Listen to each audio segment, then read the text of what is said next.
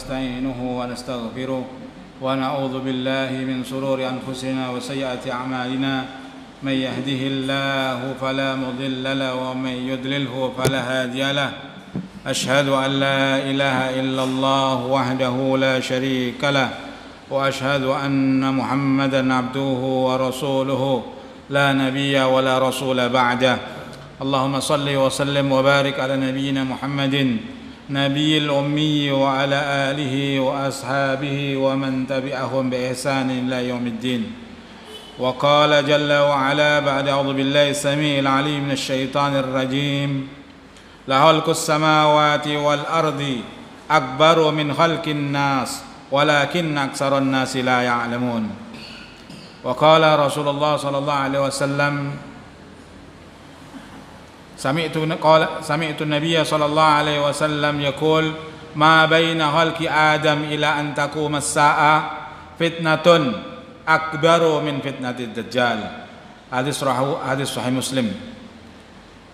Ikhwani akhwati rahimakumullah, usini wa usikum bittaqwallah kama qala ya ayyuhalladzina amanu taqullaha haqqa tuqatih wa la tamutunna illa wa antum muslimun.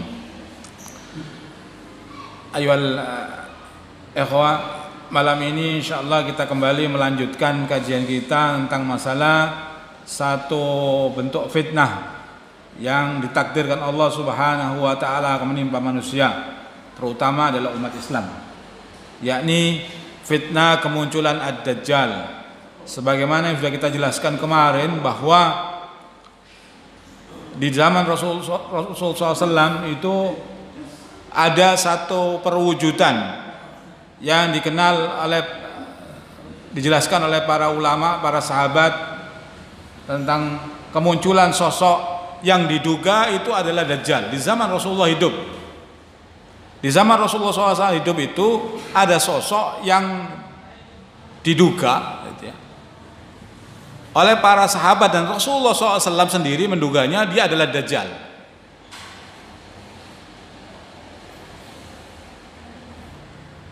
Yang dikenal oleh mereka disebut dengan namanya Ibnu Sayyad.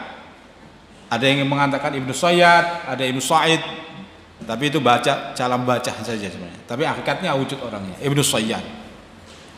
Ibnu Sayyad ini kemarin sudah kita jelaskan, dia adalah anak seorang Yahudi ya, yang 30 tahun setelah dijelaskan Rasulullah SAW, orang tuanya ini tidak punya anak selama 30 sejak pernikahannya. Kemudian dia punya anak dan kandungannya berumur 12 bulan dan dalam keadaan menyusahkan. Dalam kandungan saja dia sudah menyusahkan orang tuanya. Begitu keluar lebih lagi menyusahkan orang tuanya. Jadi hakikat dari awal kemunculannya saja dia ini memang sosok yang menyusahkan, digambarkan oleh Rasulullah SAW. Kemudian digambarkan pula Rasulullah SAW tentang Ibnu Sayyad ini keadaannya jelek. Dari orang tua keadaan jelek, dianya sendiri jelek kemunculannya. Sehingga ketika Rasulullah SAW mengetahui khabar dari para sahabat akan kemunculan Ibnu Sayyad ini, sosok Dajjal di zaman Rasulullah pun mendatangi orang Yahudi yang mempunyai anak tersebut.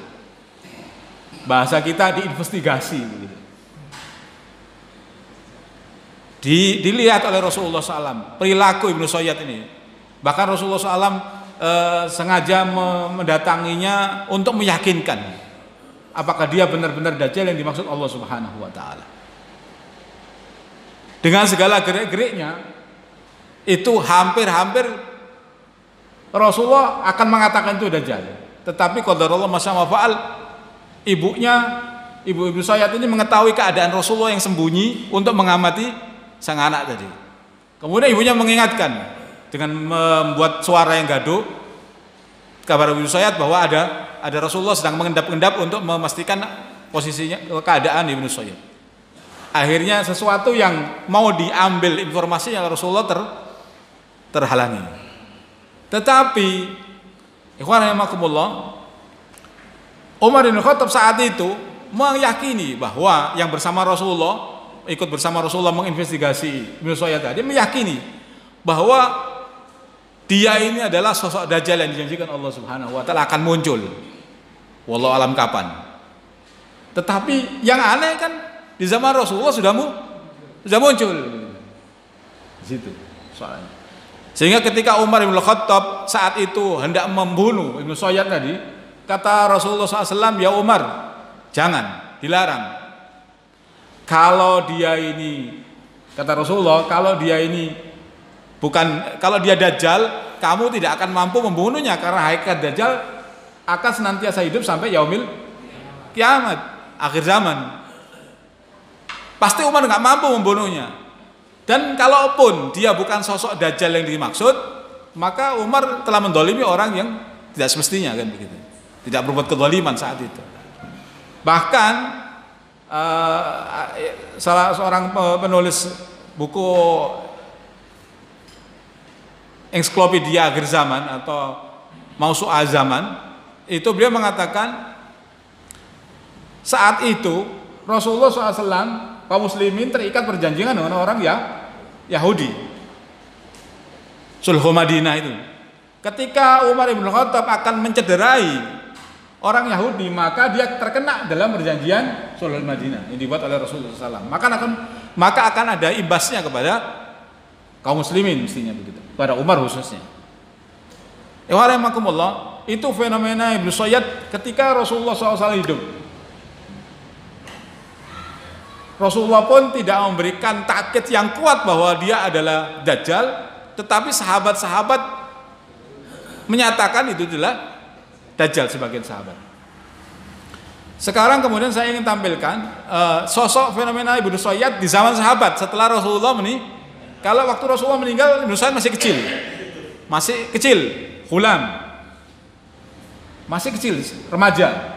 Tapi ketika Rasulullah meninggal, setelah itu kan dia berjalan, dia semakin dewasa, kemudian menikah, kemudian berhubungan dengan para sahabat. Dan waktu Rasulullah meninggal itu, Ibnu Sayyad belum masuk Islam. Tetapi ketika zaman sahabat, Ibnu Sayyad sudah masuk Islam.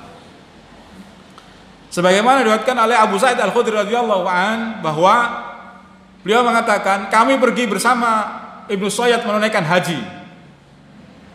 Kemudian kami satu saat singgah di satu tempat untuk istirahat begitu. Kemudian masing-masing orang ini cari tempat yang untuk meneduh.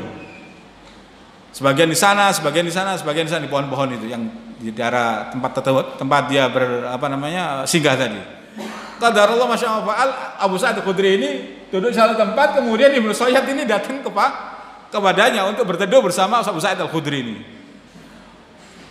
Abu Sa'id Al-Khudri ini orangnya memang sudah tahu tentang keadaan Ibnu Sayyad, dan keadaan Ibnu Sayyad itu sudah diketahui para sahabat pada umumnya. Sehingga waktu itu, dan keadaan saat itu sangat panas sekali. Sehingga Abu Sa'id mengatakan, kemudian Ibnu Sayyad ini menghantarkan kepada Abu Sa'id Al-Khudri ini satu gelas susu kambing untuk diminum oleh Abu Sa'id Al-Khudri.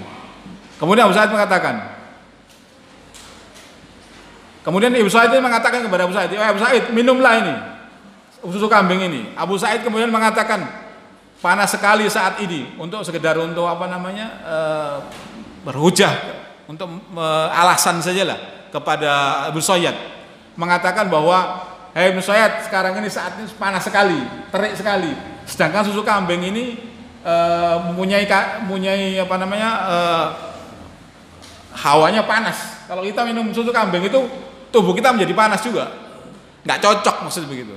Untuk sekedar menolak pemberian dari Ibnu Sayyad, karena dia tahu dalam benak pikirannya Ibnu Sayyad ini diduga Dajjal gitu. Khawatir.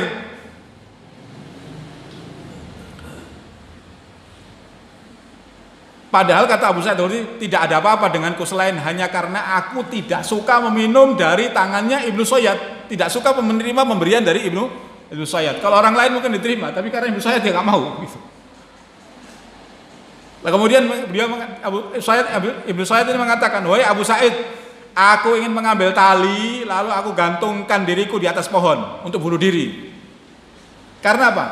Karena sahabat itu semuanya pada umumnya sudah tahu kan keadaannya Ibnu Sayyad ini. Sehingga setiap apapun kebaikan yang dilakukan oleh Ibnu Sayyad, itu sahabat khawatir.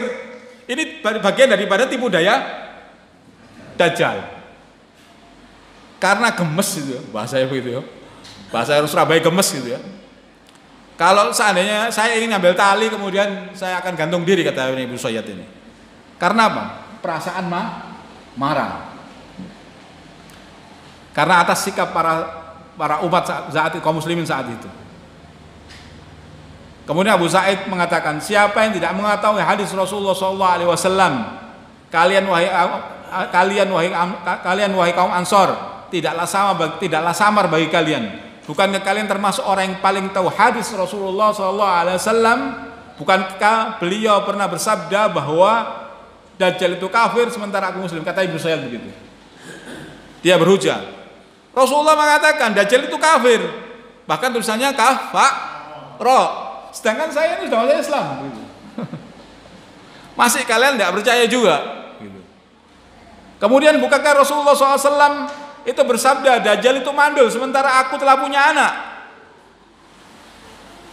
Gitu. Kemudian dia mengatakan ini, dan bahkan Rasulullah SAW bersabda Dajjal itu tidak bisa memasuki Mekah dan Madinah Al-Haramain sementara aku sekarang ini sedang meninggalkan Madinah untuk menuju Mekah. Lalu bagaimana kalian tidak percaya kepada saya? Sangat bahasanya apa ya, orang ya itu gemes itu, jengkel, marah gitu. Ibnu Sayyad itu mengungkapkan kemarahannya kepada Abu Sa'id Al-Khudri. Kemudian dia mengatakan dia ingin gantung diri tadi. Kata Abu Sa'id Al-Khudri, hampir saja saya menerima alasan dari yang diungkapkan oleh Ibnu Sayyad tadi.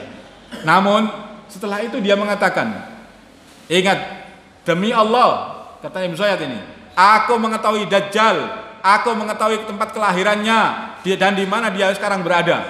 Kemudian Abu Sa'id langsung mengatakan, wallahi cilaka kamu. Hampir-hampir Abu Sa'id itu mempercayai perkataannya Ibnu Sayyad tadi, alasan dibuatnya. Tetapi kemudian Ibnu Sayyad tadi yang diduga Dajjal itu mengatakan, demi Allah saya yang paling tahu tentang Dajjal, di mana lahirnya, tempatnya di mana sekarang berada. Tidak ada, kaum muslimin nggak ada yang tahu mestinya. Tapi dia mengatakan tahu posisi. Dan dia bersumpah dengan pengetahuannya itu. Maka Abu Sa'id pun mengecamnya, wallahi cilaka kau. Kalau Surabaya bilang cilaka kau. Wailak. Jadi Ibnu Sayyad itu saja ketika dia membatalkan posisi yang dihantarkan Rasulullah kepada dirinya, tetapi dia kemudian mengajukan lagi satu pernyataan yang itu notabene dia sebagai justifikasi bahwa dia ini ada hubungan dengan Dajjal. Kemudian dari Abu Sa'id Al-Khudri juga dia mengatakan, wallahi ana bid Dajjal walakin wallahi law syi'ta la akhbartuka bi ismihi wa ismi abihi wa ismi ummuhu wa ismu ummihi wa ismu qaryatil lati yakhruju minha. Kemudian Ibnu Sayyad mengatakan kepada Abu Sa'id Al-Khudri, demi Allah saya bukanlah Dajjal, tetapi kata dia, demi Allah kalau kamu menghendaki ya Sa'id, aku bisa menceritakan kepadamu namanya, nama bapaknya, nama ibunya, dan nama negeri di mana dia akan muncul. Jadi dia punya informasi tentang Dajjal. Sama juga dari Abu Sa'id Al-Khudri yang menjelaskan itu beberapa hadis yang sama, tetapi dengan beberapa tambahan. Tambahnya di antara ini. Yang kedua, yang ketiga, dia mengatakan kepada Abu Sa'id Al-Khudri, wallahi ana a'lamun nasi bimakani sa'ana. Demi Allah, sungguhnya orang yang paling mengetahui keberadaan Dajjal pada hari kiamat adalah aku, katanya Ibnu Sayyad. Hadis riwayat Imam Ahmad.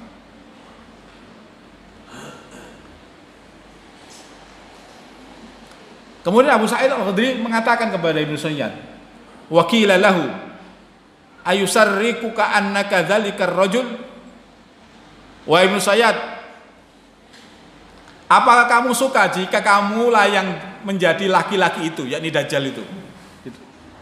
Kalau kamu dianggap sebagai Dajjal, kamu suka enggak? Gitu.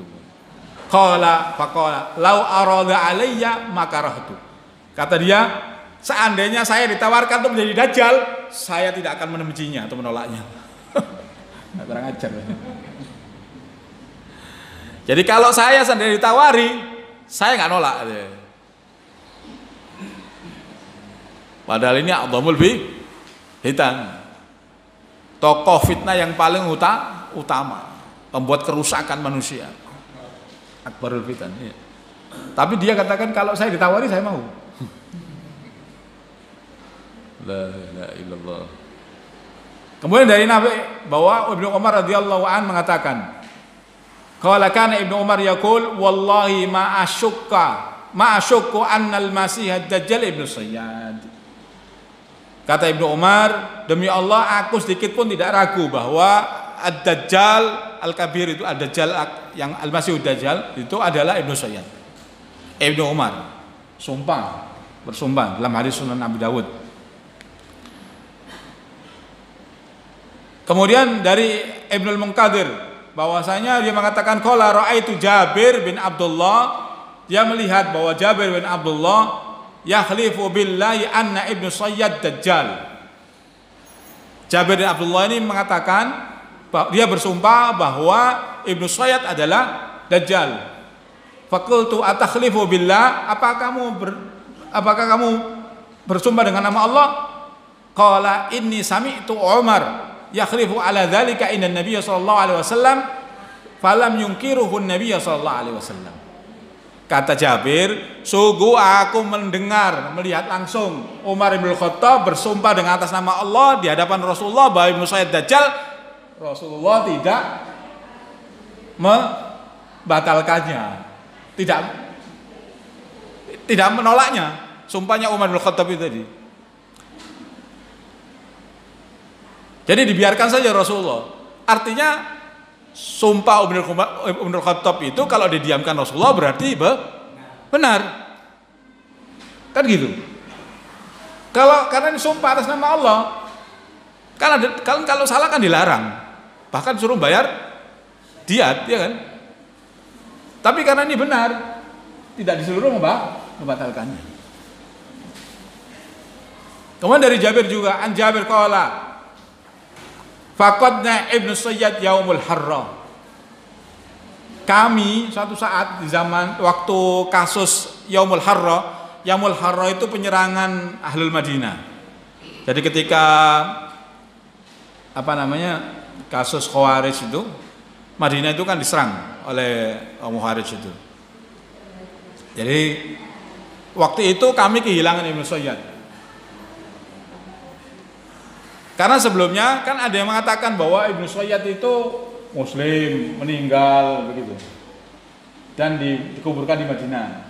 Tetapi banyak sahabat diantaranya Jabir mengatakan bahwa Ibnu Sayyad itu hilang, bukan mati, hilang ketika saat zaman Yaumul Harra. 3 hari 3 malam Madinah itu dibantai, terjadi pembantaian di Madinah itu. Kemudian Ibnu Hajar Asqalani rahimahullah dia mengatakan wa amma ikhtajajatuhu huwa bi annahu muslim ila sa'iri ma dzakara fala dilalatun fihi ala da'wahu li anna nabiy sallallahu alaihi wasallam innama akhbara an sifatihi waqta khurujihi akhir zaman. Adapun berbagai alasan, ini Ibnu Hajar mengatakan, adapun berbagai alasan yang mengatakan bahwa dia itu seorang muslim, ya.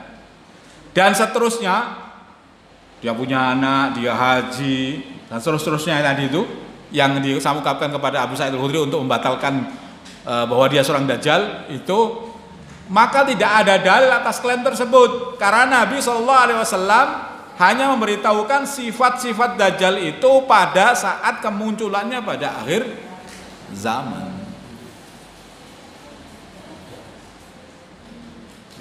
Jadi ketika akhir zaman nanti munculnya baru sifat-sifat itu melekat pada dirinya. Gitu maksudnya. Ini thariqatul jam'i yang digunakan oleh Ibnu Hajar untuk meresume kisah tentang Ibnu Sayyad ini. Kemudian dari Nafi radhiyallahu anhu dia mengatakan Ibnu Umar pernah bertemu, suatu saat Ibnu Umar itu bertemu Ibnu Sayyad di satu jalan di kota Madinah. Kemudian ia mengucapkan kata-kata yang menjadikannya marah.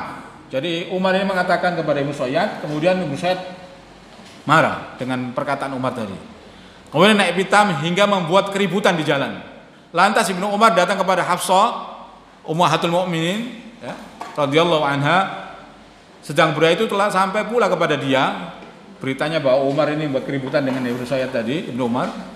Kemudian Hafsah ini mengatakan kepada Ibnu Umar, mudah-mudahan Allah memberi rahmat kepadamu wahai Ibnu Umar. Apakah yang kau harapkan dari Ibnu Sayyad? Tidaklah kau mengetahui bahwa Rasulullah SAW pernah bersabda, sesungguhnya Dajjal itu keluar dari kemarahannya yang dibencinya. Jadi Ibnu Sayyad itu keluar dalam rangka melampiaskan kemarahannya.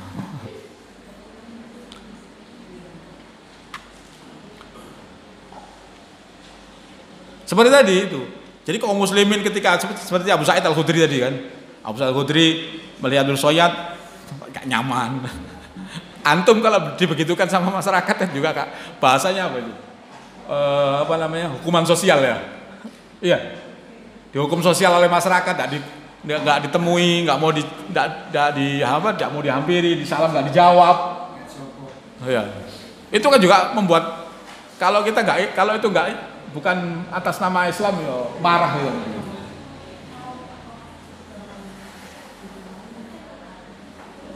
Demikian yang terjadi pada Ibnu Sayyad itu.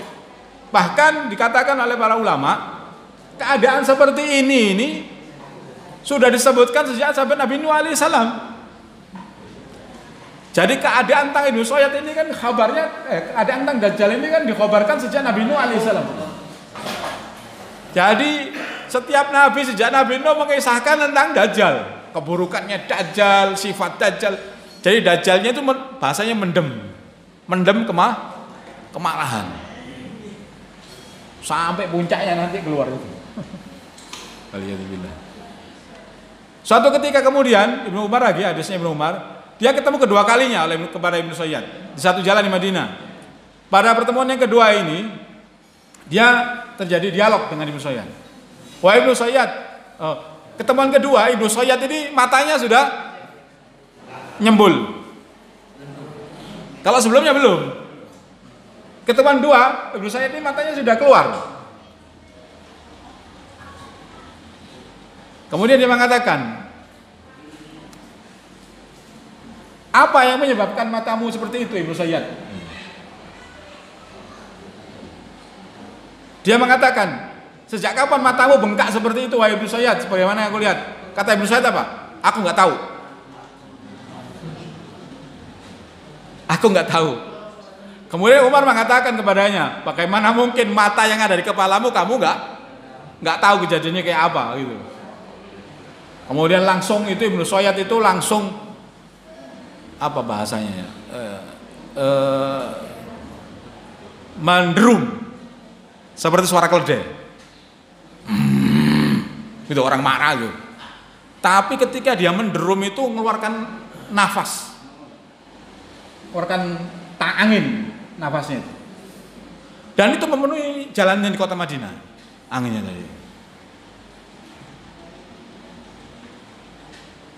Ini salah satu fenomena yang ganjil yang ditampakkan oleh Ibnu Sayyad pada saat itu.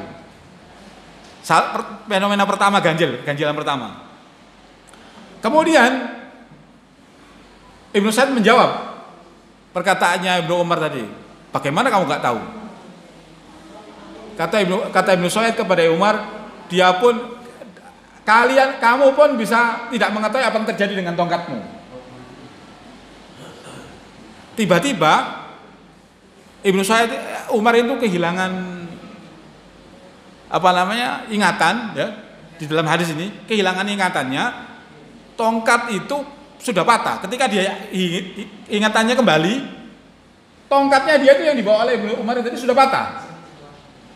Dan sahabat semua di kota Madinah, sahabat di jalanan itu melihat bahwa Ibnu Umar itu memukul Ibnu Sayyad.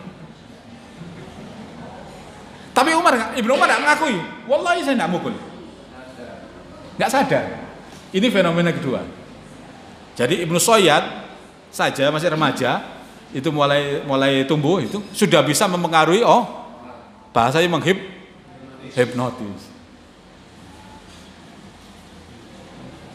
Jadi Umar nggak sadar Ibnu Umar itu kalau tiba-tiba tongkatnya itu dibuat mukul Ibnu Sayyad. Umar yang Sampai dia ditanya oleh Ummahatul Mukminin Hafsah, wallahi saya nggak tahu. Tapi semua melihat kalau saya mukul Ibnu Sayyad dengan tongkat saya, dan tongkat saya patah.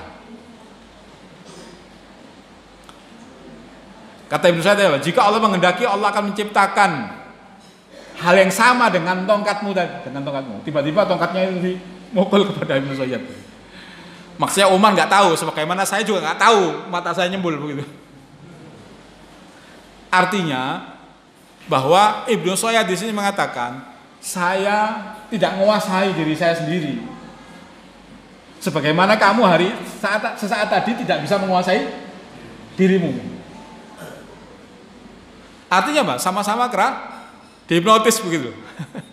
Ada kondisi syaitonia yang mengikat mereka berdua tadi. Bisa menyihir.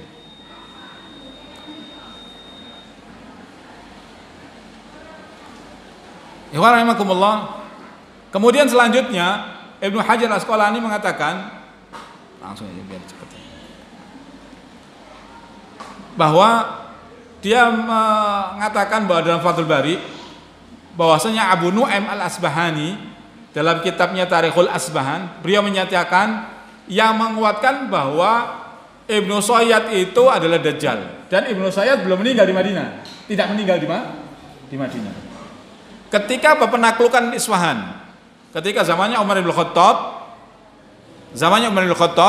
itu Umar bin Khattab mengirimkan pasukan untuk penaklukan Iran, Isfahan.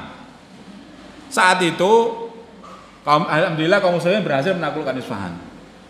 Dari jalur ini yang diriwayatkan oleh Subail bin Urza dari Hasan bin Abdurrahman dari ayahnya, beliau berkatakan, ketika kami menaklukkan Isfahan, jarak antara markas kaum muslimin dengan orang-orang Yahudi hanya 1 farsa, dekat 1 sampai 1 kilo farsanya. Kami mendatanginya dan mencari persediaan makanan, mendatangi kampung Yahudi tadi untuk mencari untuk mencari makanan pasukan kaum muslimin. Suatu hari saya mendatanginya dan saya melihat orang-orang Yahudi itu lagi memeluk rebana dan memainkan rebananya. Lalu saya bertanya kepada teman saya dari kalangan mereka, dari orang Yahudi. Ia menjawab, raja kami yang dengannya kami akan meraih kemenangan atas orang-orang Arab akan memasuki kota ini, kota Asfahan, Iran. Saya pun kemudian bermalam di atas rumahnya. Kemudian ketika setelah sholat subuh itu, ketika matahari mulai terbit, tiba-tiba terdengar suara gaduh dari bara orang-orang Yahudi itu. Kemudian saya melihatnya, ternyata ada seorang laki-laki yang memakai pakaian yang berhias tumbuh-tumbuhan yang baunya wangi, sedangkan orang-orang Yahudi menabuh genderang-genderang mereka, rebana-rebana mereka. Ternyata itu, saya lihat ini, ternyata itu adalah Ibnu Sayyad. Lalu ia masuk ke dalam kota Isfahan dan tidak kembali lagi, tidak kelihatan lagi saat itu. Ikhwan rahimakumullah. Jadi orang Yahudi itu sudah nunggu. Isfahan ini kota Iran. Rasulullah SAW itu sudah menyebutkan di zaman Rasulullah hidup, nanti Dajjal itu akan keluar dari kota Isfahan. Orang-orang Yahudi yang memang karakternya memang dia bagian dari kelompoknya Dajjal, sudah nunggu di sana. Sudah nunggu di mana? Isfahan. Nunggu. Sebagaimana dia menunggu kehadiran Rasulullah SAW di kota Madinah. Jadi nggak mau ke Mekah, orang Yahudi itu pinter, nggak mau ribut, jadi sing seneng. Dia tahu Rasulullah kan hidupnya pertama muncul di kota Mekah, tapi dia tahu kalau Rasulullah di kota Mekah lagi sulit, kan lagi tertindas kan di kota Mekah. Kemudian ketika nanti di Madinah dia menang, dia tuh menangnya orang Yahudi. Nunggunya di Madinah. Sama, ketika dia mendengar Rasulullah SAW mengatakan bahwa Dajjal akan muncul dari kota Isfahan. Karena apa? Karena kebenciannya kepada Islam, orang Yahudi itu, karena kebenciannya karena Rasulullah bukan daripada bangsa Yahudi, maka dia sekaligus menjadi bagian yang bertolak belakang dengan Islam. Fitnahnya apa? Atau yang paling besar? Ya Dajjal. Maka dia pun menyatakan dirinya bagian dari Dajjal. Gak kurang-kurang Yahudi itu. Gak munafik orang Yahudi itu. Mau jadi kafir tenanan gitu loh. Iya, kan gitu ya. Kok kita kan enggak ya? Mau muslim ya gak tenanan, ya kafir gak tenanan gitu. Orang Yahudi jelas posisinya, memposisikan dirinya. Islam yang gak bela Islam. Kan begitu kita ini. Orang Yahudi jelas posisikan dirinya, dia membela Dajjal. Langsung dia turun nunggu di posisinya nanti keluarnya Dajjal di Iswahan. Dari Rasulullah dia mendengarnya, dia tunggu di situ. Baru ketika penaklukan Iswahan oleh Umar bin Khattab berapa puluh tahun dari ketika Rasulullah wafat. Muncul Ibnu Sayyad di kota Iswahan ini. Subhanallah. Ditunggu muncul. Karena apa? Karena ya kalau Rasulullah nggak dusta. Cilakanya kita nggak yakin. Paham? Kalau Al-Mahdi akan muncul di bumi mana? Khurasan. Kan awak yakin antum? Ya kan? Tidak menunggu sebagaimana orang-orang Yahudi menunggu Dajjal.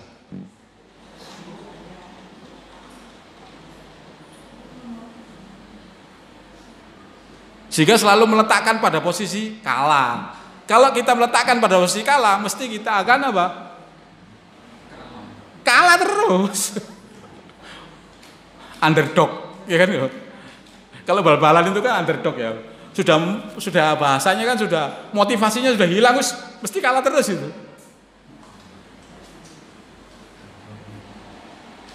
Posisinya di situ aja dia, nggak akan pernah bisa maju. Kalau kita yakin menang, mesti kita akan dikasih jalan kemenangan. Yakin kita dapat kemuliaan, mesti kan diberikan jalan kemuliaan. Tapi celakanya kaum muslimin hari ini tuh minder. Jadi gak menang-menang. Mau cari pemimpin aja nyewo kok. Kan begitu. Cari pemimpin saja kita masih nyewo bahasanya ngebon, bahasa orang Surabaya kan ngebon. Dari orang-orang yang bukan dari golongan kaum padahal ulil amri minkum itu kan minkumnya kaum muslimin, orang-orang beriman sendiri, yang ahlul shalah, ahlul ruku. Sehingga kalau kebon ya kalah terus. Wes salah ya kalah. Iya, ruginya dunia dan akhirat. Salah itu rugi dunia, salah itu rugi akhirat, kalah itu rugi dunia. Itu. Alhamdulillah.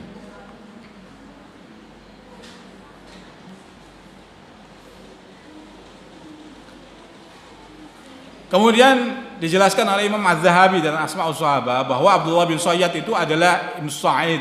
Ayahnya adalah seorang Yahudi yang dilahirkan dalam keadaan buta sebelah matanya dan dalam keadaan berkhitan. Dia dikatakan orang sebagai Dajjal lalu masuk Islam dan dia seorang tabi'innya Dajjal. Pada waktu kemunculannya di akhir zaman. Tapi ada persoalan di sini. Ibnu Hajar mengatakan dia adalah Abdullah bin Sayyad al-Ansari al-Ayyubi al-Madani. Secara garis besar beliau mengatakan tidak ada artinya sedikit pun kita menyebutkan bahwa Ibnu Sayyad dalam kelompok sahabat. Karena apa? Karena kalau dia itu Dajjal maka dia akan mati kafir dan tidak mungkin sahabat itu mati kafir. Kan syarat sahabat itu mukmin, mati dalam keadaan beriman.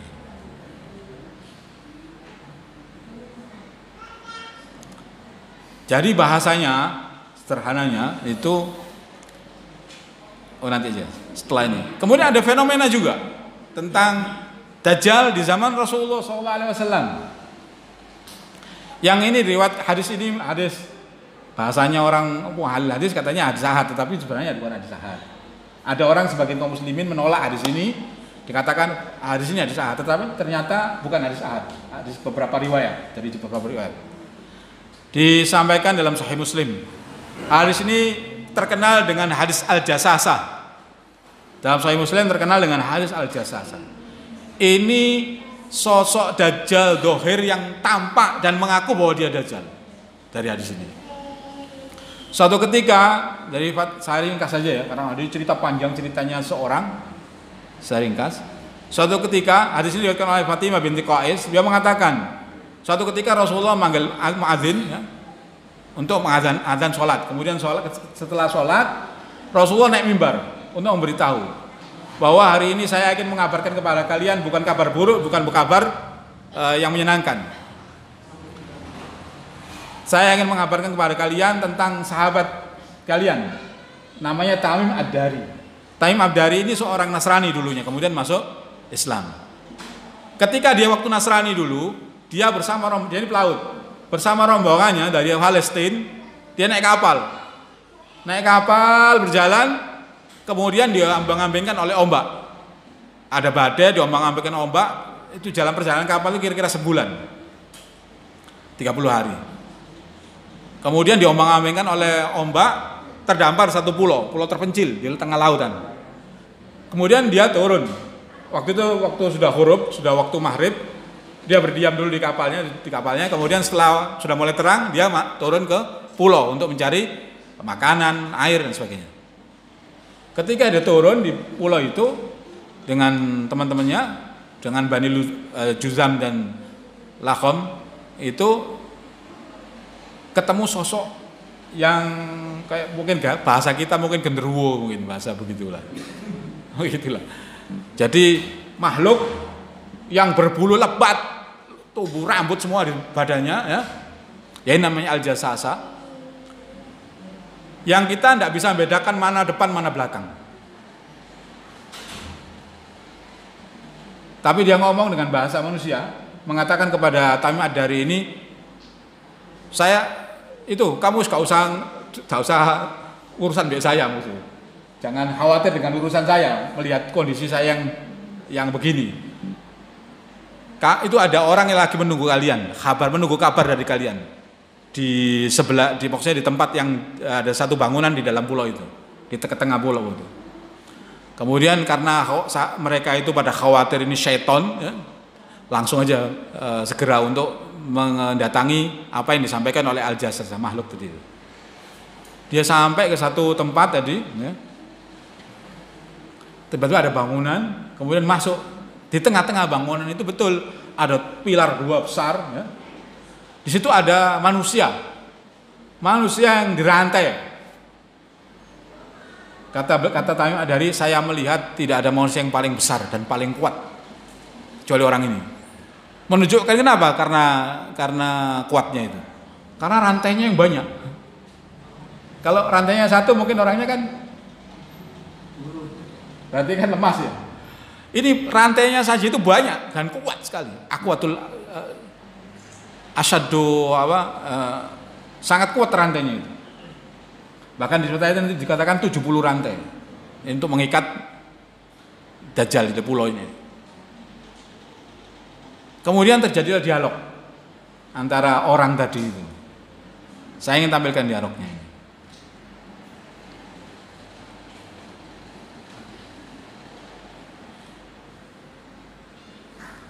Nah ini.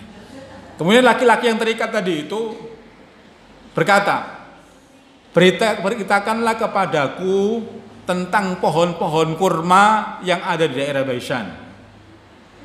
Jadi tentang kondisi pohon kurma yang ada di daerah Baisan. Baisan itu di daerah Yordan dan Palestina situ, perbatasan Palestina Yordan. Kemudian dia bertanya, kami berkata, apa yang ingin kamu ketahui tentangnya? Jadi si orang laki-laki yang dirantai tadi tanya sama Tamim Ad-Dari tentang kondisi Baisan, kurma di Baisan. Kemudian Tamim Ad-Dari tanya, apa yang kamu ingin tahu dari kurma Baisan? Saya menanyakan apa kurma-kurma di Baisan itu masih berbuah. Kayak mengatakan ya. Kemudian dia menjawab orang tadi itu. Adapun pohon-pohon kurma itu nanti sebentar lagi hampir saja tidak akan berbuah lagi. Dan hari ini kurma Baisan itu sudah nggak berbuah. Pertama, emang daerah perang kan?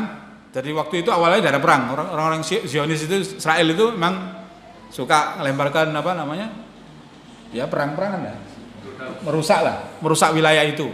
Kemudian saya melihat sejarahnya tahun 2015 itu daerah Baisan itu kena wabah yang terkena pada pohon-pohon kurma. Ada semacam kumbang gitu kumbang ini masuknya hinggapnya itu masuk ke dalam pohon. Jadi tahu-tahu pohon itu ambruk gitu aja lah, rusak. Dan ini sekarang hampir semuanya sudah rusak. Boleh dikatakan hampir sudah tidak menghasilkan panen kurma paisan sekarang kondisinya. Kemudian yang kedua dia bertanya lagi. Kemudian beritakanlah kepadaku tentang Danau Tobaria atau bahasa umumnya Tiberias atau ada nama lainnya Galilea. Mereka berkata, apa yang kamu ingin ketahui tentang danau tersebut? Apakah ia tetap berair? Ya, masih banyak airnya. Zaman Rasulullah masih hidup. Maka kata Dajjal, kata orang laki-laki, nanti air itu akan habis. Saya baca di jurnal-jurnal yang beredar, itu tahun 2014 sampai 2021, ya sudah turun 16 meter. Susutnya itu sudah 16 meter. Kemudian jurnal 2001 itu menjelaskan hampir-hampir sekarangnya tiap hari turun 1 cm. Terus susut. Sekarang ini di tengah danau itu sudah ada pulau. Karena sudah susut banyak. Kondisinya sekarang seperti itu. Artinya memang kondisi itu akan terus begitu. Wallahu a'lam sampai kapan puncaknya. Bahkan Syekh bin Baz rahimahullah dia mengatakan ketika dia mendengar jurnal itu disampaikan oleh muridnya kepada beliau, dia mengatakan sungguh kita ini hidup di zaman kemunculan Dajjal. Jadi memang signifikan sekali penurunannya drastis. Kalau antum melihat di foto-foto itu tentang Danau Tiberias itu memang jarak pantainya itu kan memang luas ya, 200 kilo berkilo-kilo luasnya itu. Jadi susutnya itu sampai garis pantainya yang dulu tahun 2014 sampai sekarang itu bisa hampir sekilo sudah masuknya. Jadi susut begini. Kemudian yang ketiga ditanyakan oleh laki-laki itu kepada Pak Tamim Ad-Dari. Beritakanlah kepadaku tentang mata air Zugar. Ini sama juga daerah Palestina, perbatasan Palestina dengan Syria ya. Ya kaitannya dengan Danau Tiberias karena sumbernya dari situ. Ya kalau air Danau Tiberiasnya kering otomatis mata airnya juga akan kering. Mereka menjawab, apa yang kamu inginkan tentangnya? Nanti apakah di sana masih ada air yang keluar dan penduduk di sana masih bertani dan menggunakan air itu? Ya, kata dia. Nanti air itu akan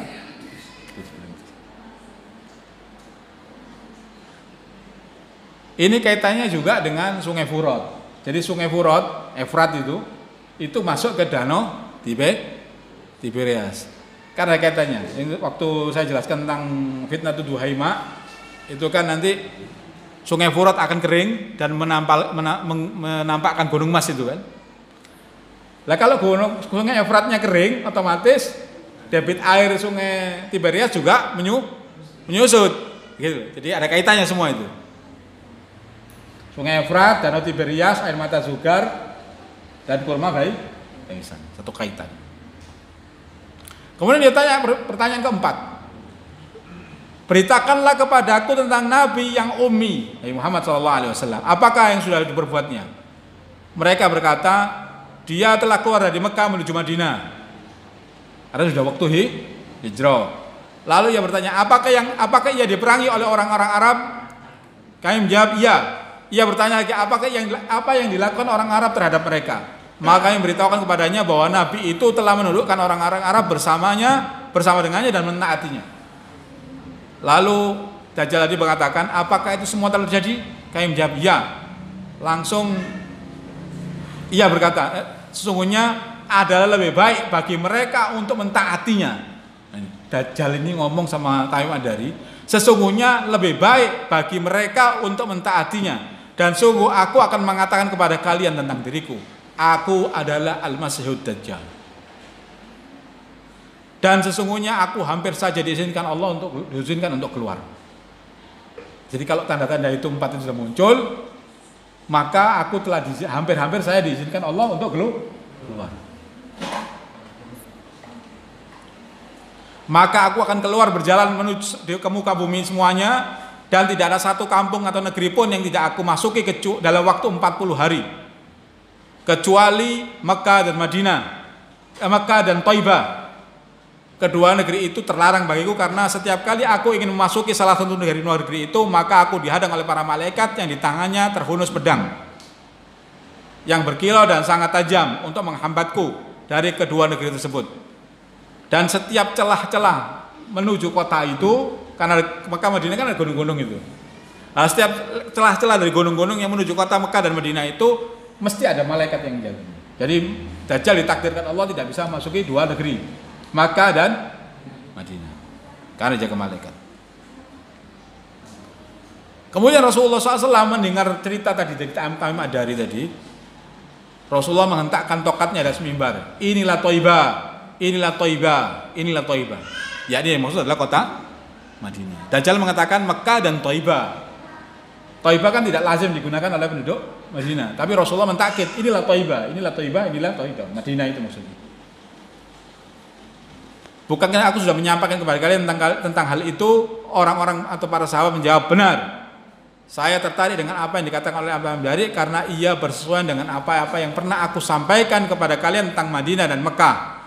Bukankah tempat Dajjal itu terletak di Laut Syam atau di Laut Yaman, di mana Rasulullah SAW mengisyaratkan tangannya ke arah timur. Kemudian Rasulullah mengisyaratkan tangannya ke arah timur, tempatnya Dajjal tadi, di arah timur. Dari kota Madinah, karena waktu itu kan dia posisinya di kota Madinah, di arah timur dari kota Madinah. Kemudian riwayat yang lain, hadis yang diriwayatkan oleh Muslim, diriwayatkan oleh Abu Sya'bi, dia ada tambahan hadits thayyibah wa dzalika Dajjal. Rasul mengatakan ini adalah Thaibah dan laki-laki itu adalah Dajjal. Jadi ini satu hadis ini menunjukkan sahabat Tamim Ad-Dari pernah menjumpai Dajjal secara langsung dalam bentuk yang semestinya. Posisinya besar, tua, besar, kuat, begitu. Di satu pulau yang tersembunyi, tidak tahu di mana. Dan Tamim Ad-Dari kok selalu menunjukkan lagi nggak tahu itu. Karena terhijab atas manusia.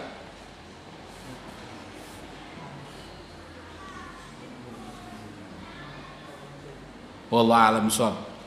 Dari hadis Ibnu Sayyad yang sudah saya jelaskan di awal, panjang banyak tadi. Kemudian ada hadis tadi, fenomena tentang hadis Tamim Ad-Dari tadi. Itu seakan-akan Ibnu Sayyad dengan hadis Tamim Ad-Dari berbeda kan begitu. Yang satu ini hulam, tumbuh dari muda kemudian sampai tua dan mati, ya kan? Ataupun hilang di kota Isfahan tadi. Yang satu ini dalam keadaan terantai, di tua, kuat, besar di kota, di satu pulau yang tersembunyi di tengah lautan, di Laut Yaman. Seberang Laut Yaman itu kalau di Laut Hindia, ini Yaman ya. Ini kemudian Laut Hindia kan ini di sini benua India ya. Di sini itu banyak pulau-pulau kecil-kecil, banyak. Nggak tahu di mana ya. Tapi ya pangkalan Amerika terbesar di Asia Pasifik di Laut Hindia di situ. Diego Garcia ya. Yahudi itu ya Allah alam. Pikirannya nggak tahu saya gimana. Jadi ada kontradiksi antara dua hadis tadi. Ada dua riwayat Ibnu Sayyad dan riwayat Tamim Ad-Dari tentang Dajjal. Maka para ahli hadis pun untuk menyelesaikan kontradiksi ini harus mengambil dua cara.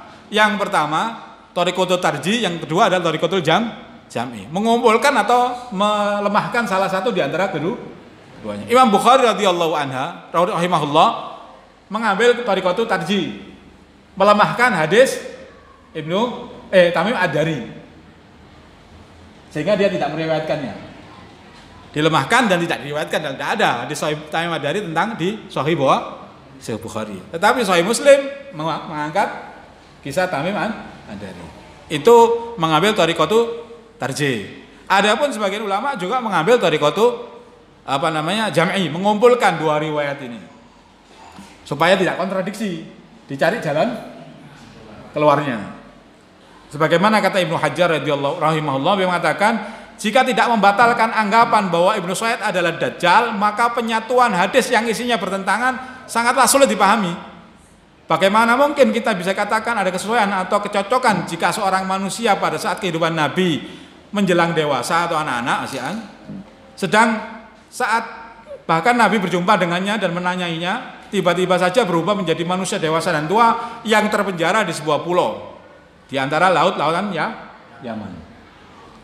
Jadi kalau mau diambil itu kan suatu kontradiksi yang nggak mungkin dikumpulkan, itu bahasanya begitu, seakan-akan begitu. Namun setelah Ibnu Hajar ini membaca Tarikhul Asbahan tadi, yang waktu tadi yang bahwa yang paling mungkin disatukan di antara kandungan hadis Tamim Ad-Dari dan anggapan bahwa Ibnu Sayyad adalah Dajjal, sosok laki-laki yang disaksikan oleh Tamim Ad-Dari dalam keadaan terikat adalah Dajjal yang sebenarnya.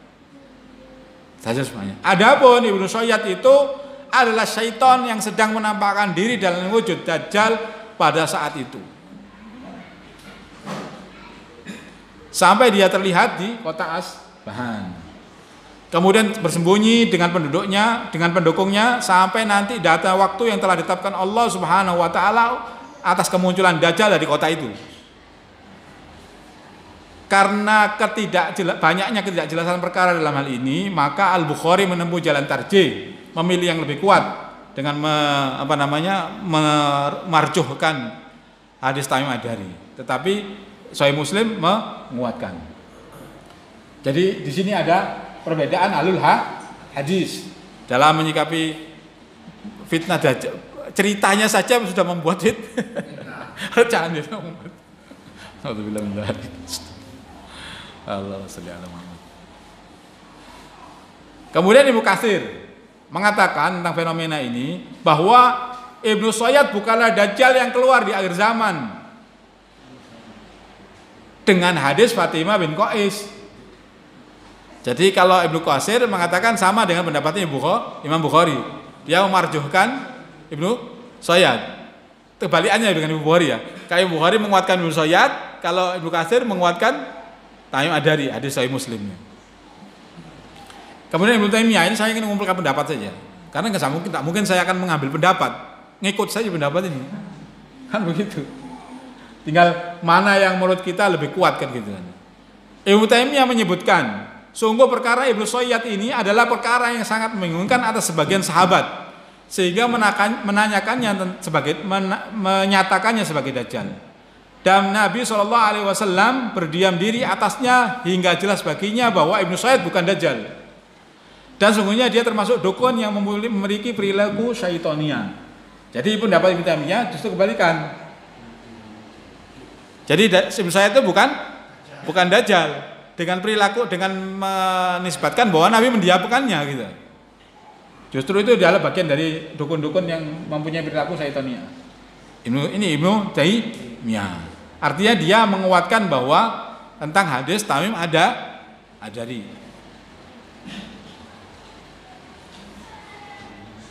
Kemudian ada lagi pendapat yang disampaikan oleh Katsir bin Murrah. Dia mengatakan melihat fenomena Dajjal yang tidak bisa dengan fenomena manusia biasa, tidak bisa dilihat dengan fenomena manusia biasa, maka dalam melihatnya atau menilainya karena nuansanya saitonia begitu, yang senantiasa menyelubunginya, maka ad-Dajjal laisa huwa insanan.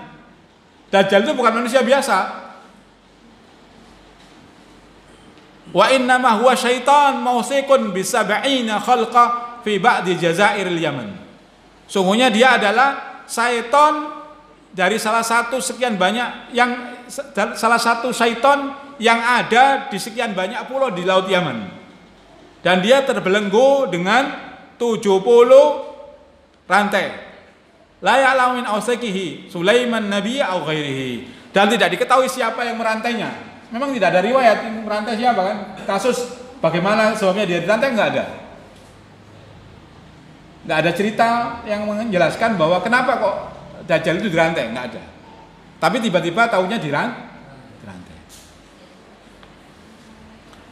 apakah kata beliau ini, Kasir bin Murrah ini salah satu tabi'in, dia mengatakan apakah boleh jadi yang mengikatnya adalah Nabi Sulaiman atau lainnya, nggak tahu, wallahu alam. Jadi melihat Dajjal itu tidak bisa melihatnya sebagai manusia biasa. Tapi melihatnya kita itu memang ada nuansa syaitoniahnya. Ya, kalau manusia biasa nggak mungkin bisa berjalan menyelubungi bumi selama 40 hari ya, gitu. Seluruh kota akan dimasukinya 40 hari muskil. Tapi memang karena ada nuansa syaitonia tadi. Kemudian pendapat Imam Qurtubi bahwa Abdullah bin Qurtubi mengatakan bahwa Ibnu Sayyid adalah Dajjal dengan dalil-dalil yang terdahulu dan tidak ada masalah sesaat menjadi sosok yang berada jauh di kepulauan dan sesaat lagi ada di kota Madinah. Karena namanya Dajjal, jin itu bisa pindah-pindah ke tempat mana saja yang dimaui dalam waktu yang bersamaan, waktu dekat. Kalau ada ilmunya, ada ilmu apa itu? Apa itu? Poncorupo apa? Itu kan pakai ilmu jin itu. Orang bisa hadir di dua majelis bersamaan, itu kan ilmunya jin itu. Ada itu ilmunya kan itu kan. Orang di sini banyak kan punya ilmu itu. Kan sering pernah dengar gak itu ilmu? Bisa hadir di dua tempat sekaligus. Orang gini orang biasa saja bisa, apalagi dah. Setannya setan. Kemudian pendapat Imam Syaukani, orang-orang yang berbeda pendapat tentang Ibnu Sayyad dengan perbedaan tajam dan urusannya yang sulit dipastikan sehingga dikatakan tentangnya semua perkataan. Jadi banyak juga ulama hanya ketika menjelaskan tentang masalah fenomena Dajjal ini hanya menyampaikan riwayat saja. Paham maksudnya? Tidak mengambil kesimpulan. Karena memang sulit untuk ditemukan, hanya pokoknya ada hadisnya disampaikan saja. Urusan pendapatnya terserah. Yang mana yang antum kuatkan terserah gitu. Sampai seperti itu banyak ulama juga. Tetapi yang nampak dari hadis tersebut bahwa Nabi SAW masih ragu-ragu terhadap fenomena Dajjal. Ibnu Sayyid apakah dia Dajjal atau bukan? Tentang keraguan Nabi SAW ini dijawab dari berbagai sisi. Artinya Ibnu Syaukani mengatakan sebenarnya Nabi nggak ragu bahwa Ibnu Sayyid itu adalah Dajjal. Pertama memang ragu-ragu karena belum ada keyakinan, belum ada wahyu, makanya dia masih menyelidik dan mengatakan Umar jangan kau bunuh, kan gitu kan. Tetapi ketika Nabi sudah merasa yakin, maka sumpah Umar tidak dibatalkan. Bahkan sumpahnya Hafsah, sumpahnya Jabir, sumpahnya sahabat-sahabat zaman itu tidak dibatalkan oleh Nabi setelah Nabi yakin bahwa Ibnu Sayyid adalah Dajjal. Itu pendapatnya Imam Asy-Syaukani. Kemudian ada lagi riwayat dari Abi Salamah kepada Jabir. Ya, Abi Salamah ini tanya kepada Jabir, sungguh dalam hadis Tamim ini ada sesuatu yang telah engkau hafalkan. Jadi yang jadi aneh di sini, hadis Tamim Ad-Dari tadi itu, yang meriwayatkan Jabir, yang menyatakan bahwa Ibnu Sayyid itu adalah Dajjal. Padahal ini kan suatu kontradiksi gitu. Artinya Jabir sendiri setelah meriwayatkan hadis Tamim Ad-Dari, dia tidak merubah pendapatnya bahwa Ibnu Sayyid adalah Dajjal. Dia berkata, Jabir telah bersumpah bahwasanya Dajjal itu adalah Ibnu Sayyid. Aku berkata kepada dia, meskipun dia telah mati, dia mengatakan meskipun dia telah mati. Jadi Abi Salamah ini tanya kepada Jabir, ya Jabir, bukankah Ibnu Sayyid sudah mati? Kamu yakin tetap dia masih Dajjal? Ya, meskipun dia mati Dajjal. Meskipun dia telah masuk Islam, iya, meskipun dia telah masuk Islam, dia adalah Dajjal. Meskipun dia telah masuk kota Madinah, iya, meskipun dia telah masuk kota Madinah, dia Dajjal. Hadis rawahu Imam Abu Dawud. Artinya Jabir yang meriwayatkan hadis Tamim Ad-Dari pun menyatakan tidak merubah pendapatnya bahwa Ibnu Sayyid adalah Dajjal. Tapi tadi itu dia sebagaimana pendapatnya Imam Qurtubi tadi, karena suasananya Saitonia, bisa jadi dia di awal jadi seorang sosok pemuda, di pulau menjadi sosok yang tua, ya. Bahkan nanti ketika muncul di akhir zaman, sosoknya sabun, Seorang pemuda yang umur 30 tuan itu syabeng, 20-30an itu, pemuda yang lagi tegas-tegasnya gitu. Hadisnya syabun, pemuda berambut keriting gitu. Hadis yang kemarin saya jelaskan tentang ciri-ciri dajjal itu. Jadi memang perubahan ini memang sifatnya syaitoniah, namanya setan. Setan bisa jadi ular, bisa jadi apa? Wanita klemis, bisa jadi rambut gondrong, ya kan? Gendruwo dan sebagainya. Bisa malerupo. Bahasanya begitu, kata Ibnu Qurtubi begitu. Jadi karena fenomena itu sangat mungkin bagi Dajjal untuk merubah bentuk fisik. Jadi memang nggak bisa kita menggambarkan Dajjal itu dengan suasana manusiawi, nggak bisa. Memang sosoknya seton, sehingga dia bisa berjalan 40 hari, bisa ke sana, bahkan punya kemampuan untuk sihir kan begitu kan, hipnotis kan begitu. Bahkan nanti gampang kalau dia mau nyihir itu gampang gitu, cuma hentakan 3 kali, drok, ilmu sihir itu. Ya. Jadi orang-orang munafik nanti itu tersihir semuanya oleh Dajjal itu. Orang-orang ada nifak di dalam kalbunya. Kan Dajjal kan tidak bisa masuk kota Madinah. Iya kan? Terus bagaimana caranya orang munafik supaya dia ikut Dajjal? Gampang, dipanggil saja. Dipanggilnya dengan apa? Dengan menghentakkan kakinya 3 kali. Dek dek dek. Di luar kota Madinah, orang munafik dari kota Madinah keluar. Baik laki-laki maupun perempuan keluar dari kota Madinah menuju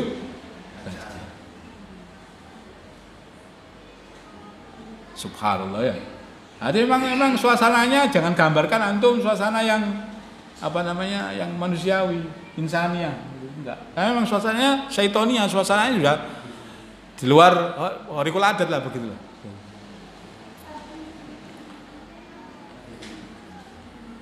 Ya, kesimpulan terakhir ya untuk menutup majelis ini bahwa penjelasan Nabi Shallallahu Alaihi Wasallam tentang kelahiran Dajjal dengan sejumlah ciri khas dan sifat kedua orang tuanya adalah hakikat. Yang dimaksud dengan Dajjal adalah Ibnu Sayyad, dan itu sebenarnya kemunculan pertama bagi Dajjal di zaman Rasulullah SAW.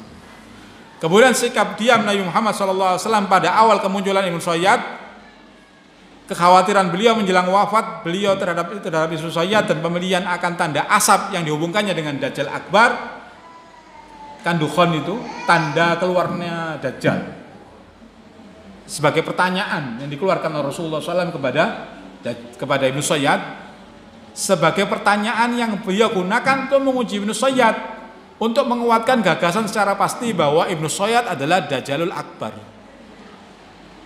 Dan itu dijawab dengan benar oleh Ibnu Sayyad kan gitu kan. Indikasi ini menguatkan bahwa Ibnu Sayyad adalah Dajjal. Kemudian sumpah beberapa orang sahabat terdekat Rasulullah SAW dan beberapa orang istrinya atas keyakinan bahwa Ibnu Sayyad adalah Dajjal, harus dipahami secara hakiki bahwa itu adalah sumpah yang benar yang dipersaksikan langsung oleh Rasulullah SAW. Hafsah, Jabir, Ibnu Umar, Umar bin Khattab, semua bersumpah nama Allah bahwa Ibnu Sayyad adalah Dajjal di hadapan Rasulullah SAW, dan Rasulullah diam. Takrirnya Rasulullah, diamnya Rasulullah dalam satu pernyataan itu adalah kebenaran.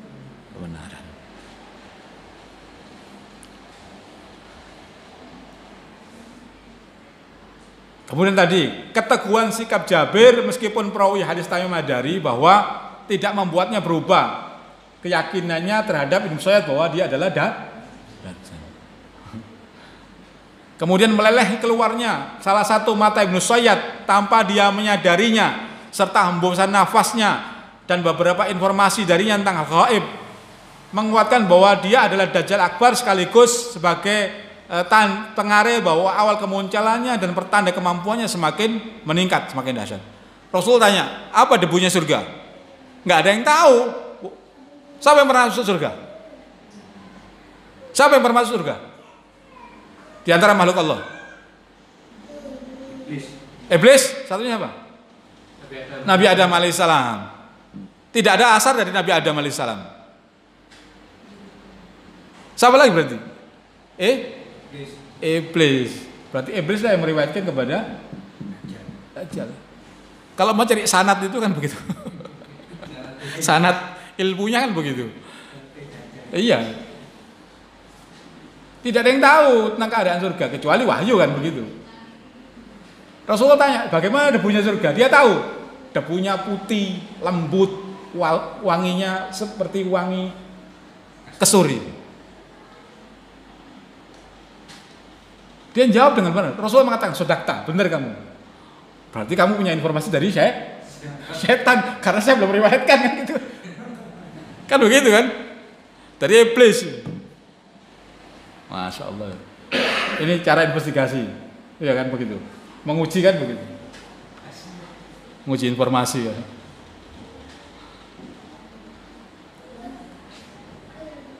Kemudian ruh Dajjali yang bersifat syaitonia yang menetap di tubuh Ibnu Sayyad sejak kelahirannya, maka dapat diambil hikmah dan tujuan adalah memperoleh informasi dan memahami karakter risalah yang akan dia perdayai dari setiap pemeluknya di akhir zaman nanti.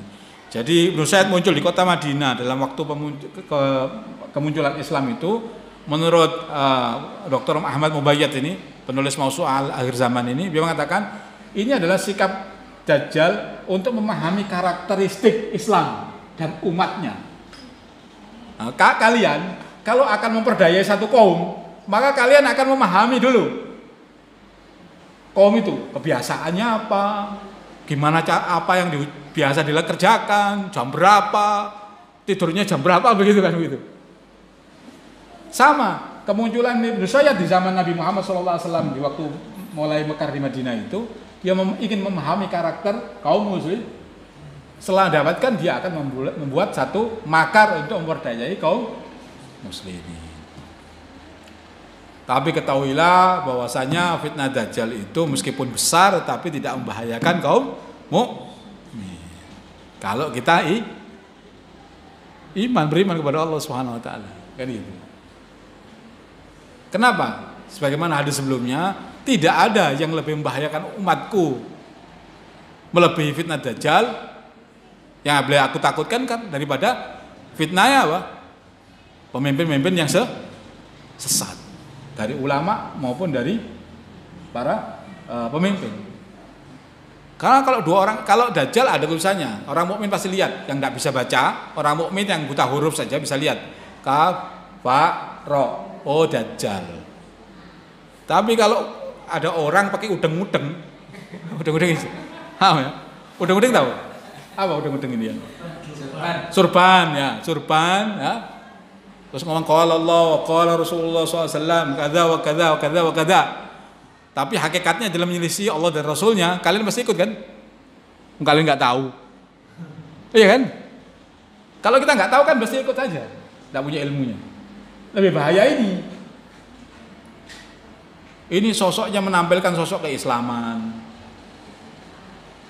Ya, seperti sekarang ini kan yang model-modelnya mulai pakai jilbaban, pakai sarung, kan gitu. Ya, ya model-model begitu itu. Pemimpin-pemimpin yang model-model mendajjal kan begitu. Dajjal itu dari kata bahasa Arab menghiasi dirinya, melumuri dirinya supaya tidak tampak hakikat sebenarnya daripada dirinya. Sedangkan yang ditampakkan itu adalah hakikat yang ingin dimaui oleh manusia.